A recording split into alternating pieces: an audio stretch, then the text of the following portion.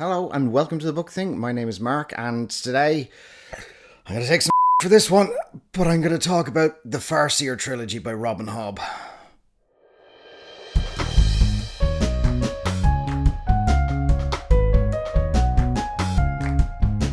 So earlier this year, I read the first three books in Robin Hobb's Realm of the Elderlings series. They are known as the Farseer Trilogy and centre on the character of Fitz, and the three books are Assassin's Apprentice, Royal Assassin, and Assassin's Quest.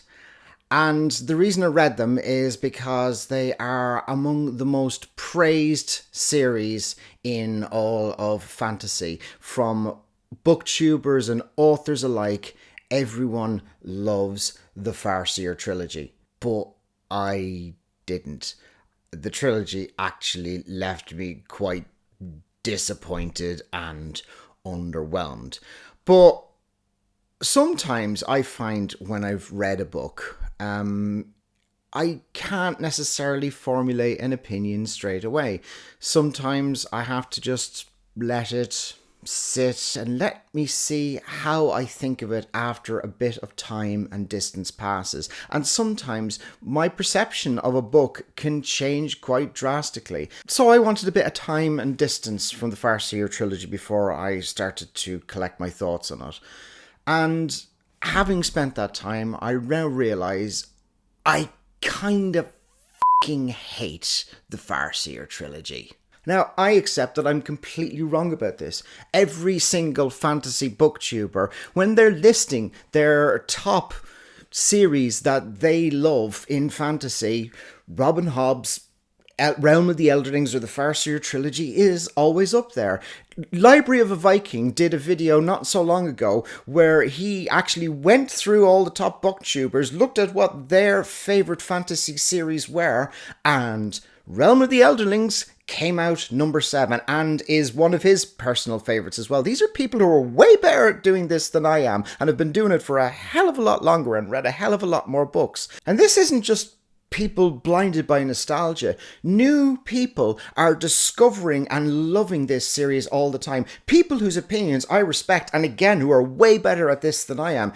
Jay on Paperback Journeys, John at Disquieting Dragons, Andrew Watson. They've all read all or some of the Farseer Trilogy recently and all unanimously love it.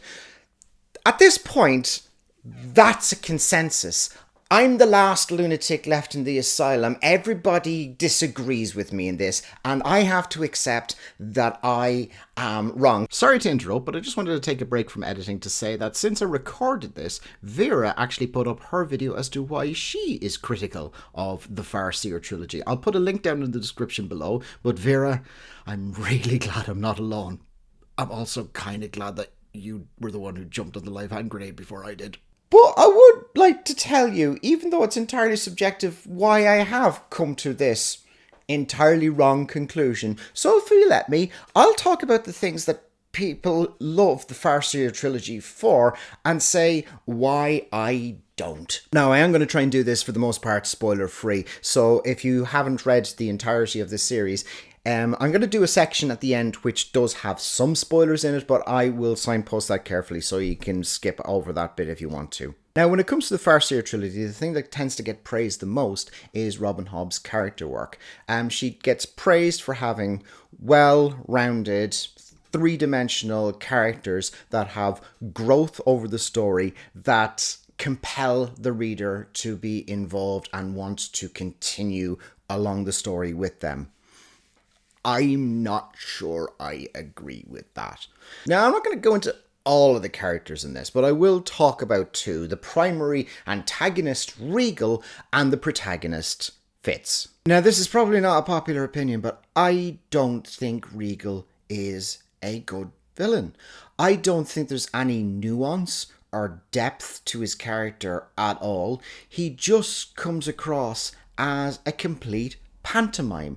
He just seems like the sort of villain who will enter a scene, twirl his mustache and tie the young heiress to the railway tracks. And that would be kind of fine, except for the way that everyone kind of just treats him with kid gloves. I mean, the character commits open treason on numerous occasions.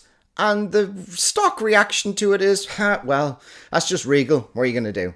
And on the flip side, I will acknowledge that there is a lot more depth to Fitz. Well, no, actually not a lot more depth to Fitz. I'm a Kingsman seems to be the entirety of depth to Fitz.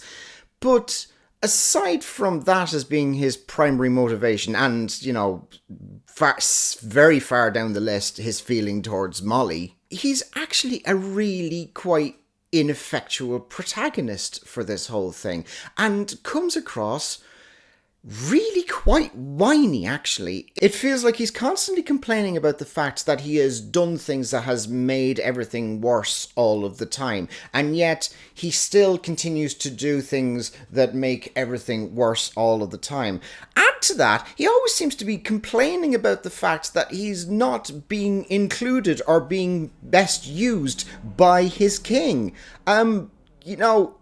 If you recognize that you're screwing up all the time, maybe that's the reason the king doesn't want to involve you in stuff. And I think that's going to be the crux of the experience with the Farseer Trilogy. Because I think a lot of people like and identify with Fitz. And I don't. I don't like him at all. And that means I don't care what happens to him. And if I don't care what happens to him, that's probably had quite a big impact on how I view the whole trilogy. Aside from the characters, people like to praise Robin Hobb's immersive, descriptive writing style. And I can't fault that. Robin Hobb is genuinely a very talented writer, and she is able to create that immersive experience. The issue is that it seems to be entirely immersing you into a story where actually bugger all is happening for the bulk of it.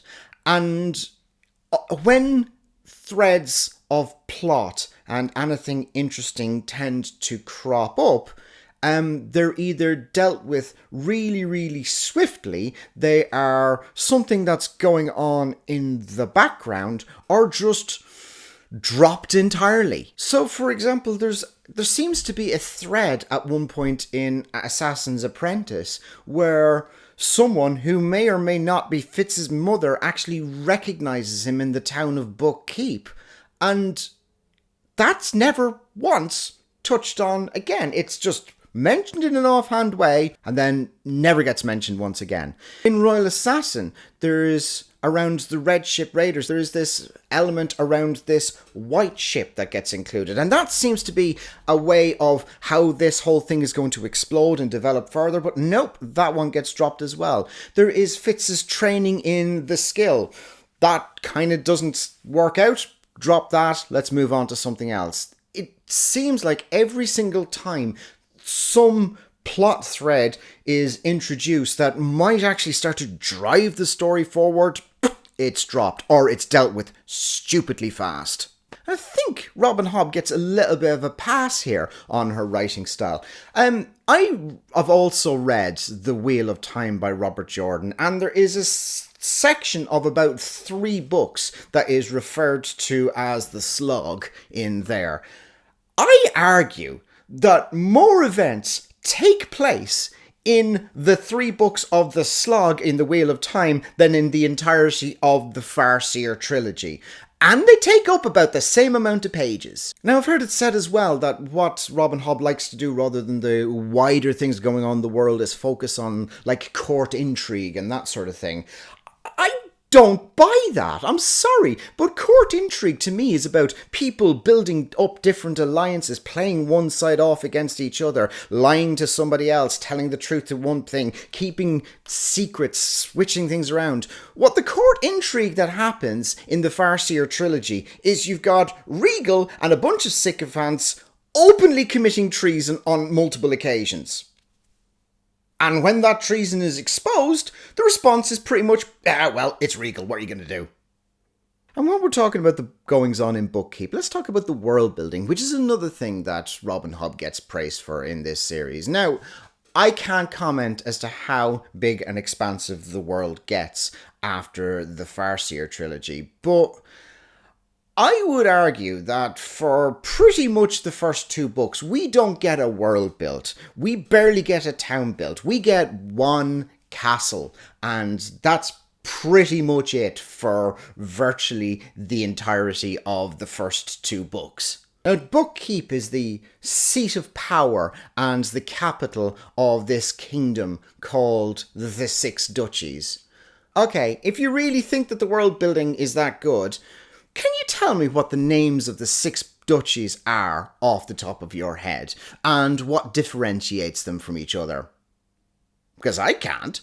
And I know that a lot of this stuff does get explained in the sort of explanatory notes part that comes at the beginning of each chapter, but it really feels very inorganic. It doesn't feel like we're exploring the world. It feels like we're getting a Wikipedia article and then the story happens, which is mostly around Fitz getting drunk or drinking elf bark tea or going hunting with Night Eyes. While we're talking about what's going on in the world, there's also the magic system around two different powers, two similar but different powers called the wit and the skill. Now, one of these skills, by the person who can use it, can do things like help them calm down wild animals or train domestic animals and things like that. The other one involves screwing with people's heads to the point where they're compelled to do things that they don't want to do, up to and including committing suicide. One of these is considered demonic and unnatural, and the other one is considered fine. Guess which one is considered fine?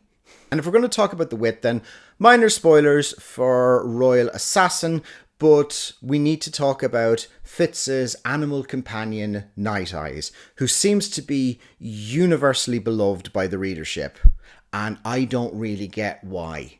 I know there's a protective pack thing going on between Fitz and Night Eyes, but if I'm completely honest with you, the relationship with the wolf just kind of feels creepy and weird. There is this whole thing about they sharing each other's minds, and one can be in the other's mind when they're doing things. And Night Eyes particularly likes to do that when Fitz is having sex with Molly, and sometimes goes in and takes over when Fitz is having sex with Molly. That's weird and creepy, and I don't like that, and that kind of colours my view of the character. I'm sorry. So as I've done some minor spoilers for Royal Assassin, I might as well go full into the spoiler section of the video, and I'm gonna start with one of the things that permeates the entire series and really bugs me an awful lot. The three books are called Assassin's Apprentice, Royal Assassin, and Assassin's Quest. At no point in this trilogy does Fitz assassinate anyone. I know he kills people, but killing someone in battle, or losing your temper and slitting someone's throat, or going around the countryside killing these sort of zombie forged people, that's not assassination. An assassination is a planned murder that is done either for political reasons or because that person has been ordered to. That doesn't happen at all in the entire series. You could have named the first book Accountant's Assistant or fucking Matador's Assistant, and it would have made no material difference to the plot whatsoever. In fact, you could have called the second book Royal Roar, because he actually rows more than he assassinates in that second book. Now, I've heard people say that actually these assassinations are implied. It's implied that Fitz is off doing these assassinations for the king. We just don't speak about it. You get that that's worse, right? You get that when a series is praised for its characterization and the growth of its character, that rather than explore the points when someone took the life of another human being, they'd prefer to explore the time that they spent mucking out the stables. Assassin's Quest did have me close to DNFing on a few occasions. You know, other series like Lord of the Rings or in Harry Potter and the Deathly Hallows, they get a lot of flack for spending a chunk of time where the main characters are just walking through the woods. Well, you ain't seen nothing till you've seen how much time they spend walking through the woods in Assassin's Quest.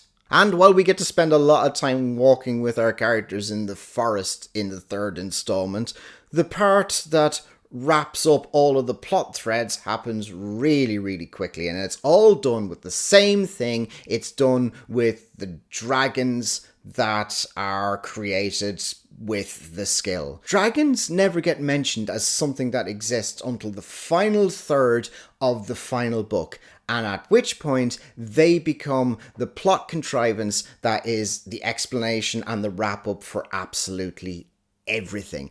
It is the reason the Red Ship invaders invaded in the first place. It is the cause of the Forged people. It is how Verity manages to defeat them. It is how Verity manages to sort out the succession with Regal. It is all dragons all the time. It just feels like the fantasy fiction get out of jail free card. You know, if you've got a problem, then you can just wrap it up with dragons. And here's an interesting take in the third book, and I'm going to digress for a second. It has been said that the plot of the film Raiders of the Lost Ark would have turned out exactly the same without Indiana Jones in it.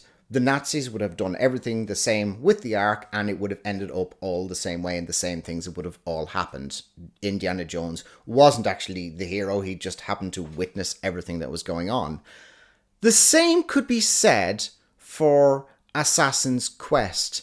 Arguably, Fitz doesn't play any part in the final events and how the kingdom is liberated both from Regal and the Red Ship Raiders. Except for one thing. The point where Verity possesses Fitz's body so he can go and impregnate his wife.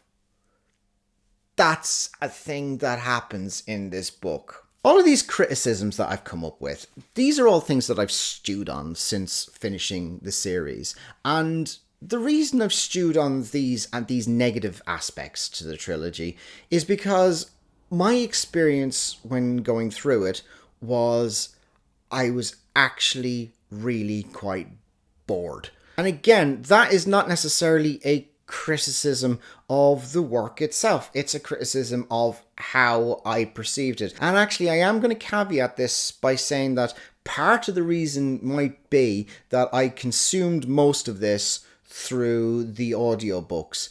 And the audiobook narration I found really, really off-putting. The narrator himself, he has this kind of diction where it's this almost 1950s BBC World Service Queen's English type diction, which I think would be great if he was reading E.M. Forster, but it didn't really fit with this. And I found it off-putting, and that was probably a large contributing factor as to why I was so bored and why it felt like homework, and why I've come up with all of these negative criticisms about the book since.